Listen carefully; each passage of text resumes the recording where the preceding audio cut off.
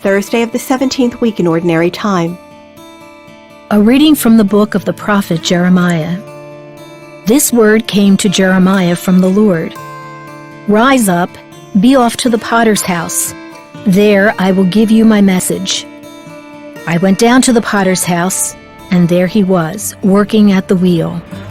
Whenever the object of clay which he was making turned out badly in his hand, he tried again, making of the clay another object of whatever sort he pleased. Then the word of the Lord came to me. Can I not do to you, house of Israel, as this potter has done, says the Lord? Indeed, like clay in the hand of the potter, so are you in my hand, house of Israel. The word of the Lord. A reading from the Holy Gospel according to Matthew. Jesus said to the disciples, "The kingdom of heaven is like a net thrown into the sea, which collects fish of every kind. When it is full, they haul it ashore and sit down to put what is good into buckets. What is bad, they throw away. Thus it will be at the end of the age. The angels will go out and separate the wicked from the righteous and throw them into the fiery furnace, where there will be wailing and grinding of teeth." "Do you understand all these things?" They answered, "Yes."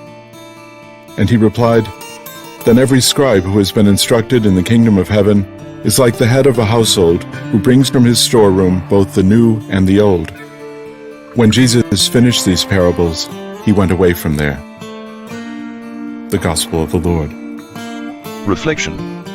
What can a story of a dragnet and a great catch of fish tell us about God's kingdom?